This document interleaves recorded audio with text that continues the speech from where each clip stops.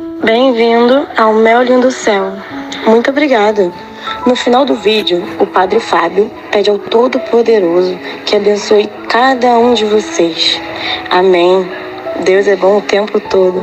Fiquem com Deus. Boa noite. Muito obrigado pela oportunidade de mais uma vez entrar na sua casa. Há um momento oportuno para cada coisa debaixo do céu. Tempo de nascer, tempo de morrer, tempo de plantar, tempo de arrancar o que foi plantado, tempo de matar, tempo de curar, tempo de destruir, tempo de construir, tempo de chorar, tempo de rir, de lamentar, de dançar, tempo de espalhar pedras e tempo de as ajuntar, tempo de abraçar e tempo de afastar-se dos braços, tempo de procurar, tempo de perder, tempo de guardar, tempo de jogar fora, tempo de rasgar e tempo de costurar, tempo de calar e tempo de falar, tempo do amor, tempo do ódio, tempo da guerra, tempo da paz. Muitas vezes nós matamos a nossa vida, ou matamos a oportunidade de viver bem, porque nós não somos capazes de fazer a leitura correta. O que o tempo está nos pedindo? Cada dia o tempo vai nos pedir alguma coisa. E é esse olhar atento que vai dando a gente essa condição, essa clareza de perceber o que de fato hoje grita pelo meu nome. Qual é a realidade hoje que é inadiável? Às vezes nós somos tão negligentes na percepção disso, que às vezes nós desperdiçamos um mês, um ano, 10, 20, colocando o nosso empenho numa realidade que nem era para aquele momento. E é por isso que é tão interessante a gente desenvolver a habilidade de dizer não e de dizer sim. Que essa é uma habilidade que só a maturidade nos traz. Que às vezes, porque somos imaturos, nós não sabemos nem dizer não. Não sabemos olhar as urgências do tempo. Então a gente vive para agradar o outro. Antes de agradar o outro, você precisa perceber o que a vida está pedindo de você. Que nem sempre aquilo que o outro, aquilo que você pode fazer para agradar o outro, está em consonância com aquilo que a vida está pedindo de você. Mesmo que para a gente crescer, nós temos que ter coragem de cortar muitas coisas. A Sagrada Escritura diz, tempo de matar, tempo de fazer nascer. Tudo depende da percepção para olhar o momento presente e descobrir o que de fato merece o nosso empenho. Quantas vezes eu na minha vida me empenhei no lugar errado, na questão errada. E depois não tem como ser feliz, sabendo que o meu empenho não foi onde deveria ter me empenhado. Não há possibilidade de eu me sentir realizado, de sentir-me bem com as minhas escolhas. Porque o que vai fazer com que eu me sinta bem é olhar para o contexto das minhas escolhas e ficar confortável com aquilo que foi escolhido. Nós estamos muito estranhos a nós. Não é estranho com o outro, não. É estranho a nós mesmos. Eu preciso colocar alma em tudo aquilo que sou eu. Até na casa onde eu moro. Eu sempre saio de casa, e agora eu fiquei 17 dias fora de casa, e a vida tem me ensinado que a casa não é um aglomerado de paredes. A casa é um sentimento que me ocorre.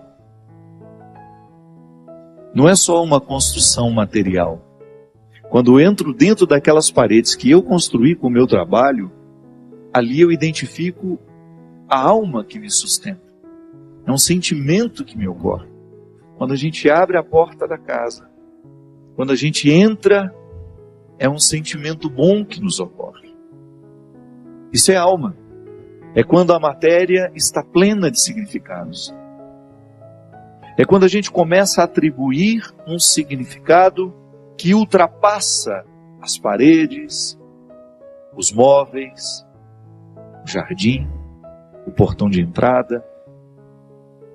E é interessante que a qualidade da nossa vida depende e está intimamente ligada à nossa capacidade de depositar a alma nas coisas.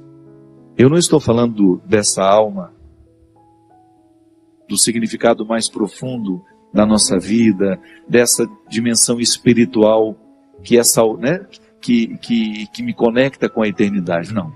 Eu estou falando de tudo aquilo que vive e que faz sentido à matéria. Traz sentido àquilo que é material. Então a gente usa de maneira inadequada o termo alma. Perceber que os meus objetos estão perpassados por um significado que ultrapassa a matéria. Como dizia Rubem Alves, né? Existem coisas que são mais que coisas. São coisas que nos fazem lembrar. Isso é, virar um sacramental. Da mesma maneira como eu trago uma lembrancinha da viagem, aquilo é para mim apenas um sacramental de alguma coisa que foi boa, que foi vivida, que foi experimentada, que me fez bem. Na minha oportunidade de colocar alma neste corpo, nessa oportunidade única que eu tenho de viver diariamente bem a minha vida e assim inflar ar em tudo isso, da mesma maneira como eu percebo essa outra alma da minha casa quando chego de um sentimento que me ocorre. O viver bem, me trazendo a consciência de que hoje, quando eu observo as urgências da minha vida e me empenho, eu estou colocando alma no meu corpo. Agora, quando eu percebo que eu não estou fazendo, que eu não estou me empenhando para viver bem, eu estou sim fragilizando os recursos da minha alma, que são justamente para me ajudar a viver bem a própria vida do corpo. E nós muitas vezes negligenciamos a observância do tempo, como na escritura que disse: tempo de chorar e tempo de rir. Há momentos que a própria vida te mostra a necessidade de chorar, de julgar para fora os seus excessos, de não ter medo da tristeza, de permitir que essa tristeza cave dentro de nós as suas riquezas e que nos ajude a encontrar a pedra preciosa que só o sofrimento poderia nos levar a conhecer. Depois vem o riso. O riso não nasce por acaso. A gente já cantava aquela música também, né? Ando devagar porque já tive pressa e trago esse sorriso porque já chorei demais. O sorriso é o resultado da lágrima bem chorada. O sorriso é o resultado final de um processo de luta que nós estabelecemos, de observar dia a dia qual é o empenho que aquele dia me pede, o que hoje eu preciso fazer para ter o direito do sorriso amanhã. E é bom, você sabe por quê? Porque à medida em que nós estamos passando o perrengue, sabendo que ele será construtivo, já nascem pequenos sorrisos ao longo desse processo. Quando a gente fala de um sorriso final, é apenas a metáfora de um processo bem feito, bem vivido. Tempo de abraçar, tempo de se afastar. Quanto sofrimento, né? Em perceber o distanciamento como necessário ao crescimento do outro. É aquele filho que vai embora para estudar. Não dá para reter filhos. Por isso que é tempo de abraçar, é tempo de cuidar, é tempo de estar junto.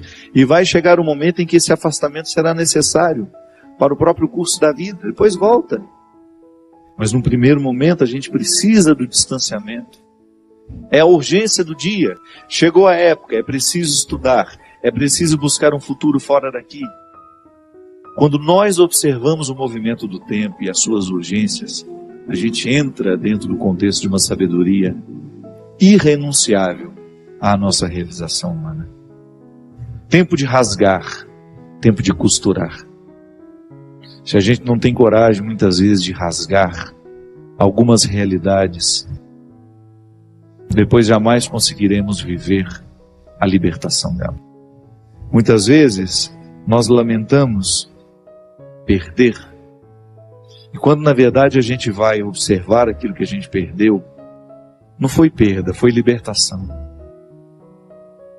Quantos relacionamentos precisam ser rasgados para que depois eles sejam costurados do jeito certo? Fazer cair por terra todas as ilusões que nós temos do outro, ou todas as pretensões que nós julgamos em cima do outro. Não, o outro não tem que corresponder às minhas expectativas. O outro tem de ser ele. Nós precisamos viver o enfrentamento. O enfrentamento que depois vai provocar uma libertação em nós. A vida sempre vai pedir de nós calma, paciência, porque com pressa nós passamos por cima de todas essas necessidades e não somos capazes de reconhecê-las. Que às vezes a vida não está dando certo, é porque você nem sabe exatamente o que você está precisando. Às vezes nós ficamos tão aflitos, tão angustiados, e não sabemos por quê. Faltou chegar ao ponto-chave, onde de fato está iniciando o conflito. Paciência, né?